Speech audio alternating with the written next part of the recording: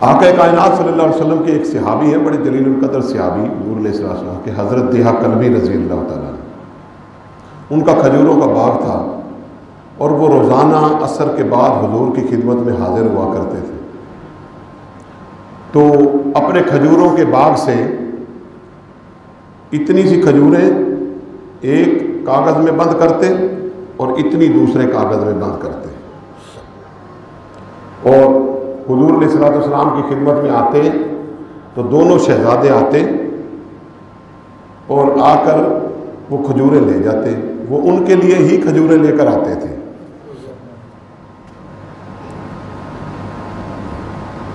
یہ روزانہ کی روٹین تھی، معمول تھا روزانہ کا۔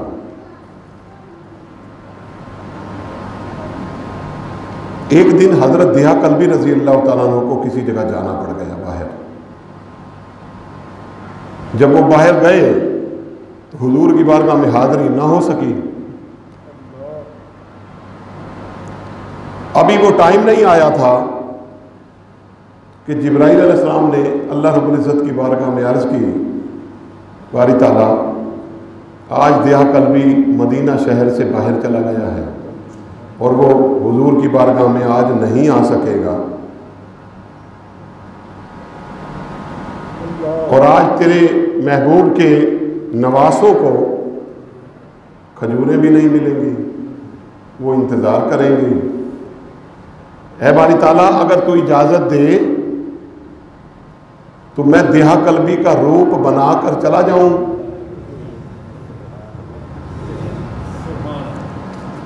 اللہ رب العزت نے فرمایا چلا جا، جنت سے کھجوریں بھی لے جا۔ اب حضرت جبرائیل علیہ السلام اپنا گیٹ اپ چینج کر رہے ہیں، اپنا حلیہ دیہا کلبی کا بنا رہے ہیں، اور بالکل دیہا کلبی کے روپ میں آ کر حضور علیہ الصلوۃ والسلام کی بارگاہ میں بیٹھ گئے۔ میرے آقا نے تو پہچان لیا، میرے آقا نے پہچان لیا۔ اب جبرائیل یہ سوچ رہا ہے کہ حضور نے تو پہچان لیا، صحابہ نہ دیکھ سکے، یہ بچے بھی شاید نہ دیکھ سکے۔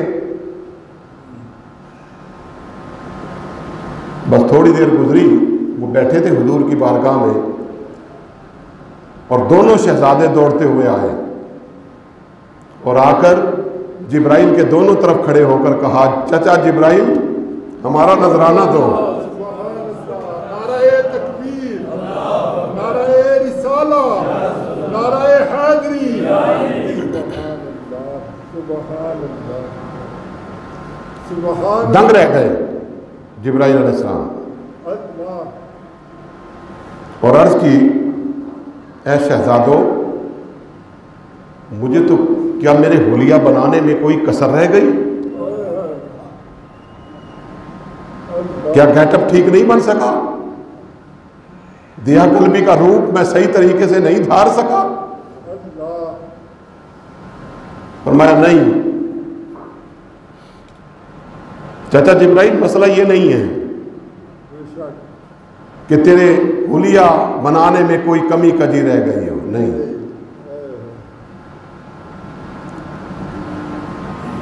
آپ کو یہ پتا ہونا چاہیے کہ ہم اپنے اس نانا کے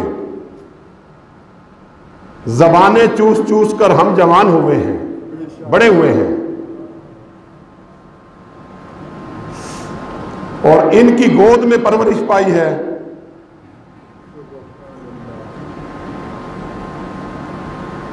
ہم تو وہ وقت بھی دیکھ رہے تھے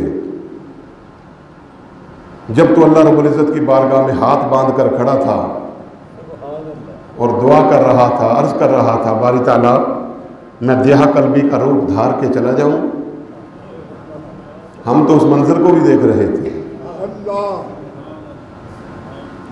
تو یہ تو آقا علیہ الصلوۃ والسلام کے کا کرم ہے ہمارے اوپر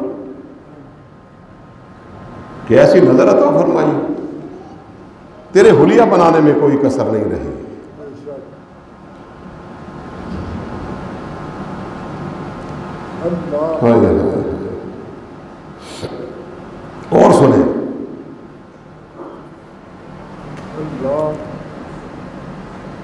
امامین سیدین دونوں کی یہ عادت مبارکہ تھی کہ حضور علیہ الصلوۃ والسلام مسجد میں نماز پڑھ رہے ہوتے تو آ کر حضور کے کندھوں پہ چڑھ جاتے، حضور سجدے میں ہوتے تو کمر پہ چڑھ جاتے،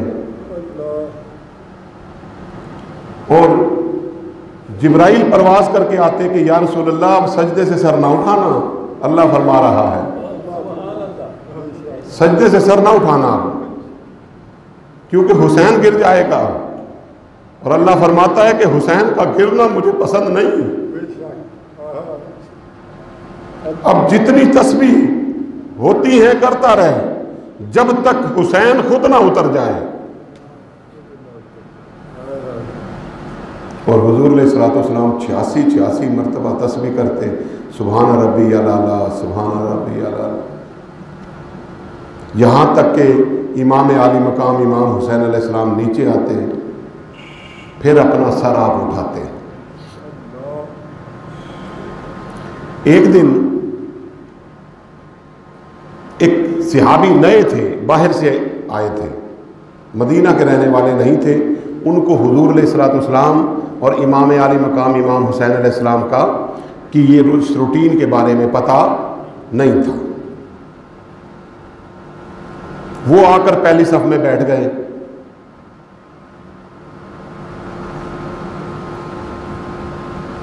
امام عالی مقام امام حسین علیہ السلام آئے اور حضور سجدے میں گئے اور وہ اوپر چڑھ گئے۔ اب سجدہ لمبا ہونے لگا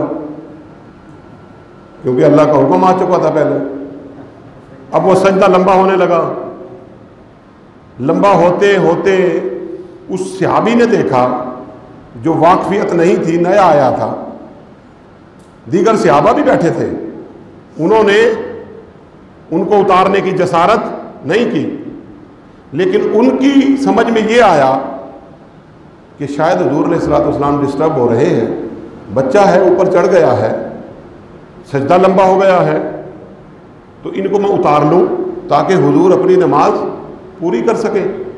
بدنیت نہیں تھے، بدنیت نہیں تھے، نیت خالص تھی، لیکن حضور کے حکم کا پتہ نہیں تھا اور اس روٹین کے بارے میں بھی علم نہیں تھا۔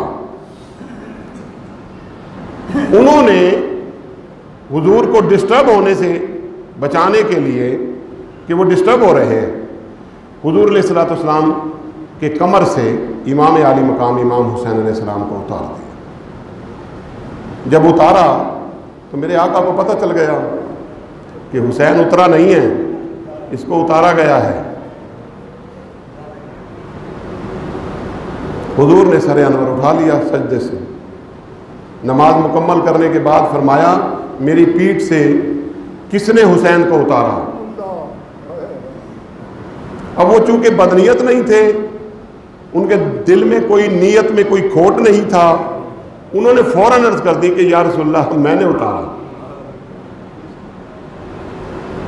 میں نے یہ سوچا کہ آپ ڈسٹرب ہو رہے ہیں، آپ کی نماز ڈسٹرب ہو رہی ہے، تو میں نے اتار دیا آقا۔ اب میرے آقا نے بھی دیکھ لیا کہ یہ نئے ہیں صحابی، ان کو پتہ نہیں ہے، ان کو پتہ نہیں ہے۔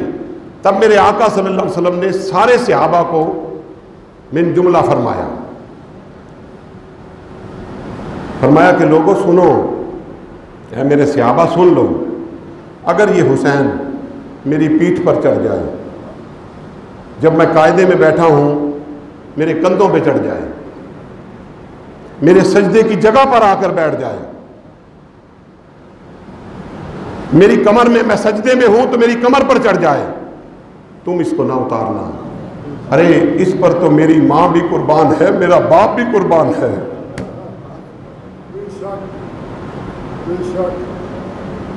اس پر تو میری ماں بھی قربان ہے، میرا باپ بھی قربان ہے۔